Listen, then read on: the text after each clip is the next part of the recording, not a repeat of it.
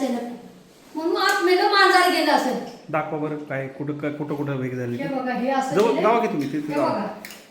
हे बघा हे इथनं जावा हे की पूर्ण फाटलं हे. आज आत्ता फाटले आणि त्या बाहेरनं बी फाटले आणि इथून बी फाटले. त्याला काय लावलं हा तिकडं ना.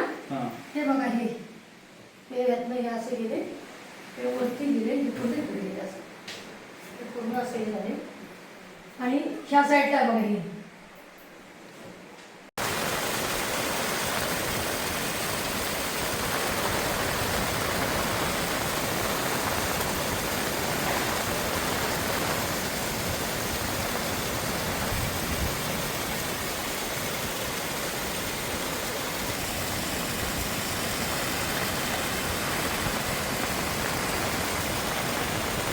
आलवडी गावामध्ये आज मी व्हिजिट केलेलं आहे. खरं तर डोंगराचा काही भाग खाली आलेला आहे. काय नेमकी आता परिस्थिती आहे? नमस्कार. सातारा तालुक्यामध्ये परळी खोऱ्यामध्ये डोंगर उतारावर आलवडी नावाचं गाव आहे. या आलवडी गावामध्ये सद्यस्थितीमध्ये 90-92 लोक राहत आहेत. सकाळपासून या ठिकाणी आपण स्थितीवर नजर ठेवून होतो. गावामध्ये कार्यरत असलेले तलाठी आणि ग्रामसेवक आणि इतर कर्मचारी यांनी काही बाबी निदर्शनास आणून दिल्या. गावकऱ्यांनी काही बाबी निदर्शनास आणून दिल्या. त्याची पाहणी तहसीलदार, प्रांताधिकारी, BDO या सर्वांनी केल्यानंतर काही भागामध्ये जमिनीखालून पाणी वाहत असल्याचं दिसतंय. काही भागामध्ये छोटी लँडस्लाईड झाल्याचे निदर्शनास आलेलं आहे आणि काही घरांना तडे गेल्याचं दिसतंय.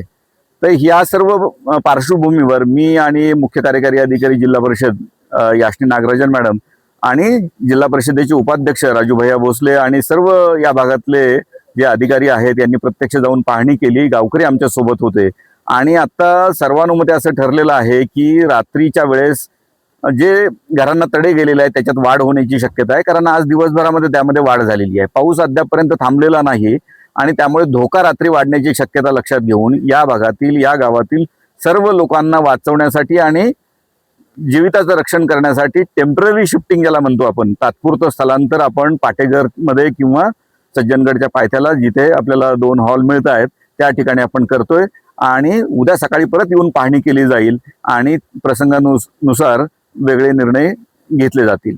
आज त्यांना सर्व गावकऱ्यांना विनंती केल्यानुसार त्यांनी आता संमती दिलेली आहे. वाहनांची व्यवस्था केलेली आहे. त्या ठिकाणी गावकऱ्यांसाठी जेवणाची व्यवस्था करण्यात येईल आणि लाईट, पाणी, स्वच्छता या सर्वांची व्यवस्था केली जाईल.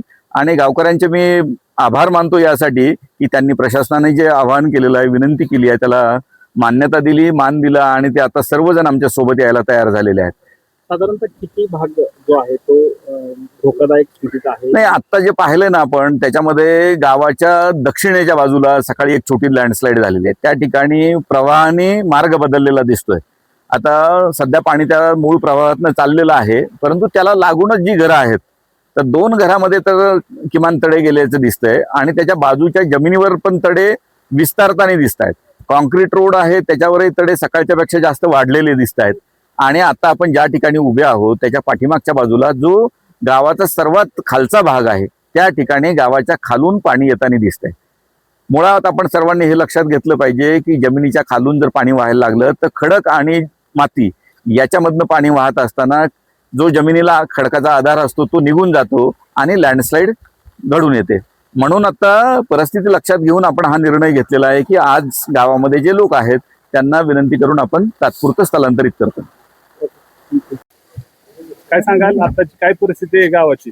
नमस्कार साहेब, कालच्यापासून आमच्याकडे भयंकर पाऊस आहे.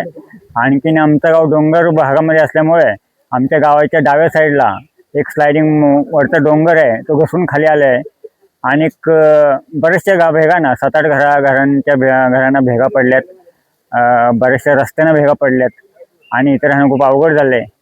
तरी दिवसभर इथे शासनाची लोक होते. आम्ही सकाळीच शासनाला सांगितलं, त्याप्रमाणे जसं घडलं होतं ते कळवलं. त्या अनेक शासनाने पटकन सगळे अधिकारी वगैरे इथे आले होते आणि त्यांनी सगळ्या गोष्टीची पाहणी केली. आणि आम्हाला इथून आता पाऊस 2-3 दिवस तरी पण इथून स्थलांतरित करण्यासाठी त्यांनी सूचना दिलेल्या आहेत.